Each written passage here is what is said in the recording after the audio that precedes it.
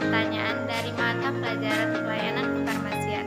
Pertanyaan pertama ialah, apa yang dimaksud apoteker dan tenaga teknis kefarmasian? Apoteker adalah seorang sarjana farmasi yang telah mengucapkan sumpah jabatan apoteker. Sedangkan tenaga teknis kefarmasian adalah tenaga yang membantu apoteker dalam menjalani pekerjaan kefarmasian. Nah, pertanyaan kedua yaitu, sebutkan macam-macam sediaan farmasi.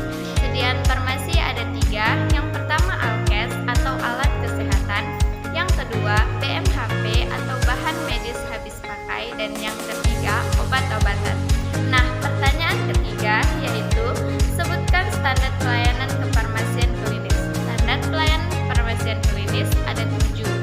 Yang pertama pengkajian resep, yang kedua dispensing atau peracikan, yang ketiga konseling, yang keempat pemberian informasi obat atau PIO, yang kelima pemantauan terapi obat atau PTO, yang keenam home farmasi, dan yang ketujuh meso atau monitoring efek samping obat.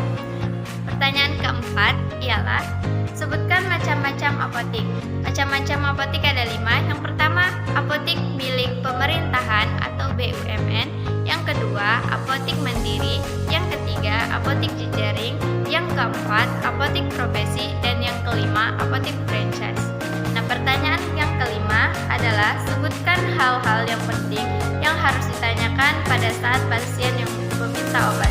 Yang pertama, kita harus menanyakan keluhan pasien dan sudah berapa lama pasien mengalami keluhan tersebut. Yang kedua, kita harus menanyakan kepada pasien untuk siapa obat tersebut dikonsumsi. Dan yang terakhir, menanyakan umur pasien. Pertanyaan nomor 6 yaitu, apa yang dimaksud dengan FeVO, VIVO, LiVO, dan Hing Alarm? FeVO atau First Expired, First Out adalah obat yang pertama kali expired, maka obat tersebut yang dikeluarkan. Kalau VIVO atau First In, First Out adalah obat yang pertama datang, maka obat tersebut yang dikeluarkan. Nah, kalau LiVO atau Last In, First Out adalah barang yang terakhir datang, maka barang tersebut yang harus dikeluarkan. Hing Alarm adalah obat-obatan yang beresiko tinggi, sehingga Hing Alarm biasanya diletakkan di dalam lemari. Contoh obat Hing Alarm ialah injeksi tramadol, injeksi epedrin. Nah, pertanyaan ketujuh adalah, sebutkan standar pelayanan kefarmasian dalam pengelolaan sediaan farmasi, BMHP, dan Alkes.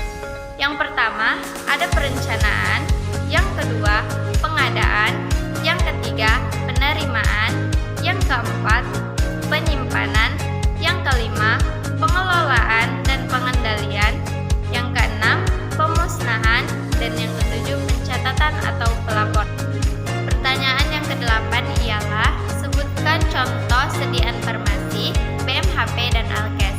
Contoh sediaan farmasi yaitu kapsul, tablet, Aciclear, suspensi, dan lain sebagainya. Kalau BMHP itu biasanya contohnya itu seperti masker, handscoon, hair cap, alcohol swab, dan lain sebagainya. Kalau contoh dari Alkes atau alat kesehatan adalah stetoskop, tensimeter, termometer, kursi roda, dan lain sebagainya.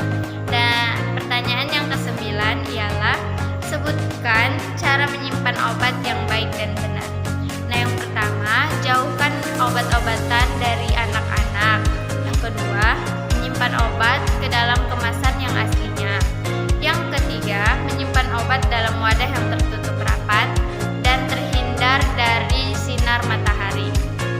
Pertanyaan yang ke-10 adalah, sebutkan 5 nama prinsipal obat dan masing-masing prinsipal sebutkan obatnya. Yang pertama ada PT Lapi, contoh obatnya adalah Nystatin. Yang kedua ada PT Kimia Farma, contoh obatnya adalah paracetamol. Yang ketiga ada PT Interbat, contoh obatnya adalah Pamol sirup. Yang keempat ada PT Piros, contoh obatnya adalah Amlodipin. Dan yang kelima ada PT Indofarma, contoh obatnya adalah Lansoprazol. Pertanyaan yang ke-11 adalah, sebutkan dan jelaskan SOP pengadaan barang. Nah, ketika kita menerima barang, cek barang dengan SP meliputi jenis barang, jumlah barang, kemasan, diskon barang, dan tanggal kadaluarsa dari barang tersebut. Nah, yang kedua, jika barang yang datang sudah sesuai dengan ketentuan, maka faktur ditandatangani oleh penerima dan SP diberikan kepada pengirim. Nah, jika barang yang datang tidak sesuai dengan ketentuan, maka barang dapat diretur saat itu juga. Nah, kalau barang yang sudah sesuai dengan ketentuan atau sudah diterima, maka barang tersebut dapat disimpan ke tempatnya masing-masing. Dan yang terakhir, kita harus menulis barang yang masuk ke dalam kartu stok atau ke dalam komputer. Nah, pertanyaan nomor 12 ialah sebutkan dan jelaskan SOP penerimaan obat. Yang pertama, kita harus memeriksa barang dan kelengkapannya meliputi alamat pengirim, nama, kemasan, dan jumlah barang, serta kualitas dan tanggal kadaluarsa barang tersebut. Yang kedua, jika barang-barang tersebut dinyatakan diterima, faktur asli diberi cap apotik oleh penerima sebagai bukti bahwa barang telah diterima. Dan yang terakhir, salinan faktur dikumpulkan setiap hari, kemudian dicatat sebagai data rasio faktur, dan barang yang diterima dicatat sebagai data stok barang. Nah, pertanyaan nomor 13 ialah sebutkan mengapa perlu adanya standar pelayanan kefarmasian. Yang pertama ialah untuk meningkatkan mutu pelayanan kefarmasian. Yang kedua, menjamin kepastian hukum bagi tenaga kefarmasian. Dan yang terakhir atau yang ketiga, untuk melindungi pasien dari obat yang tidak aman. Baik, mungkin sekian penjelasan dari saya. Lebih dan kurangnya saya mohon maaf. Saya akhiri. Wassalamualaikum warahmatullahi wabarakatuh.